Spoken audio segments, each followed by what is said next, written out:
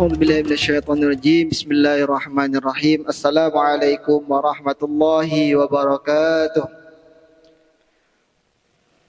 Alhamdulillah hamdan katsiran thayyiban mubarakan fi kama yuhibbu wa yardah. Asyhadu an la ilaha illallah wahdahu la syarikalah wa asyhadu anna Muhammadan abduhu wa rasuluhu la nabiyya ba'dah. Allahumma salli wa sallim ala sayyidina Muhammadin wa ala alihi wa sahbihi ajma'in, amma ba'du. Al-mukarram para asatid, al-mukarram para hadirin jamaah salat isya, tarawih dan witir yang dimuliakan Allah. Alhamdulillah di malam ke-20 insyaallah kita masih diberikan oleh Allah kenikmatan, kesehatan dan kesempatan sehingga kita bisa menjalankan aktivitas kita, ibadah kita di malam-malam Ramadan hingga saat ini. Hadirin yang dirahmati Allah, kami berganti jadwal dengan Ustadz Fauzan pada kali ini. Insya Allah melanjutkan di bab Adabul Imamah wal Qudwah, tentang adab-adab menjadi seorang imam dalam sholat. Tentunya ketika menjadi imam tentunya ini tidak hanya berlaku pada laki-laki tapi juga untuk perempuan. Oleh karenanya penting di bab ini kita tidak membahas seluruhnya tetapi mengambil poin yang paling urgent. Hadirin yang dirahmati Allah,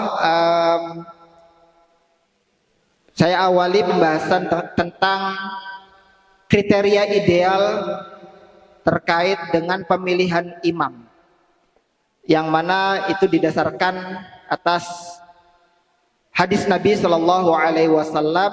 Anna Nabi sallallahu alaihi wasallam qol ya ummu al-qaum aqra'uhum li kitabillah fa in kanu fil qira'ah sawa fa a'lamuhum bis sunnah fa in kanu fis sunnah sawa fa aqdamuhum hijrah fa in kanu fil hijrah sawa fa aqdamuhum salaman wa la yu'minu ar-rajul fi sultanihi, rawahu Muslim. Nabi sallallahu alaihi wasallam bersabda bahwasanya jika seseorang mengimami suatu kaum maka yang dipilih adalah aqra'uhum li kitabillah, yaitu orang yang paling paham tentang kitab Allah. Kemudian fa in kanu fil qira'ah sawa, jika mereka mempunyai pemahaman yang sama tentang Al-Qur'an, fa'alamuhum bis sunnah, maka yang paling paham tentang sunnah-sunnah Nabi, termasuk hadis-hadis Nabi sallallahu alaihi wasallam. Kemudian fa in kanu fis sunnah sawa, jika mereka sama dalam pemahaman hadis mereka, fa aqdamuhum hijrah, maka orang yang pertama atau mendahului dalam hijrah. Ini konteksnya ketika zaman Nabi Shallallahu Alaihi Wasallam. Kemudian fa in kanu fil hijrah sawa fa aqdamuhum salaman atau silman. Ketika mereka bersama dalam hijrah, maka yang dahulu masuk agama Islam. Wala yu'minu ar-rajula fi sultanihi. Yang menarik di marotib atau di kriteria yang disampaikan Rasulullah, Imam An-Nawawi menjelaskan di akhir dari hadis ini, wala yu'minu ar-rajula fi sultanihi. Makna dari kalimat ini adalah ma dzakarahu ashabuna wa ghairuhum anna sahibal bait wal majlis wa imamul masjid ahaqqu min ghairihi. Jadi Imam Nawawi menggarisbawahi bahwasanya jika dalam suatu majelis atau sahibul bait atau sahibul majlis atau imam masjid yang memang sudah ditugaskan, ahaqqu min ghairi, maka mereka mempunyai hak untuk menjadi imam dari yang lainnya. Wa in kana dzalikal ghair afqah, walaupun mungkin orang yang jamaah yang datang itu ada yang lebih faqih, wa aqra, ada yang lebih paham tentang kitab Allah, wa aura atau lebih wara. Qalu, Nah, tapi beberapa mengatakan yustahabbu li sahibil bait an ya'dzana liman huwa afdal minhu. Tetapi dianjurkan untuk sahibul bait atau sahibul majlis atau imam masjid tersebut untuk menyuruh atau mengizinkan siapa orang yang lebih afdal daripada dirinya.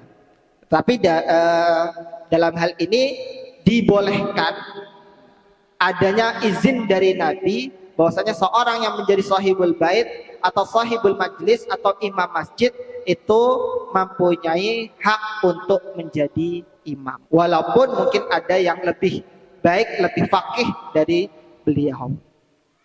Kemudian dalam kitab Bidayatul Hidayah disebutkan ada 8 adab untuk menjadi imam. Salah satunya yang disebutkan paling awal di sini oleh Imam Al-Ghazali, yaitu an yukhaffifa as-shalah. Seorang imam harus meringankan sholat, membuat sholat itu menjadi ringan, bukan meremehkan tetapi meringankan. Ai fi qiraatis surah, ketika membaca surat Al-Qur'an. Wa in rawiya annahu sallallahu alaihi wasallam qara'a fi zuhri bi tiwalil mufassal. Jadi Rasul sallallahu alaihi wasallam diceritakan, diriwayatkan bahwasannya ketika beliau sholat zuhur, beliau yang dibaca adalah At-Tiwal Al-Mufassal. Nah, beberapa pendapat surat At-Tiwal Al-Mufassal itu diantaranya dari surat Qaf sampai surah An-Naba. Ada juga yang bilang surah Al-Hujurat sampai surat Al-Buruj. Tetapi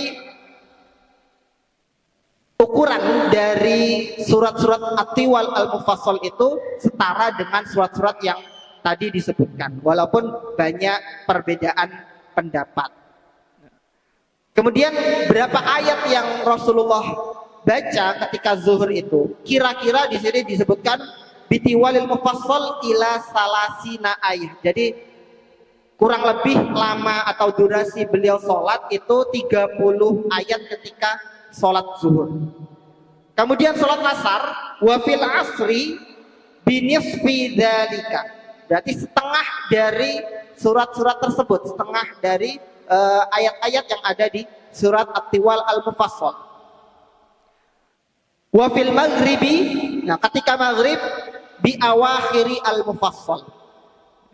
Jadi awakhir Mufassal itu ada yang bilang dari surat Al-Buruj sampai surat terakhir, ada juga yang bilang dari surah Al-Bayyinah sampai akhir.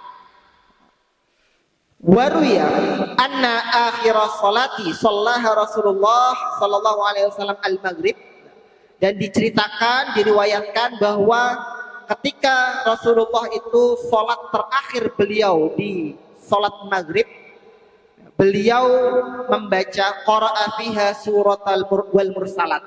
Yang beliau baca adalah surah wal mursalat.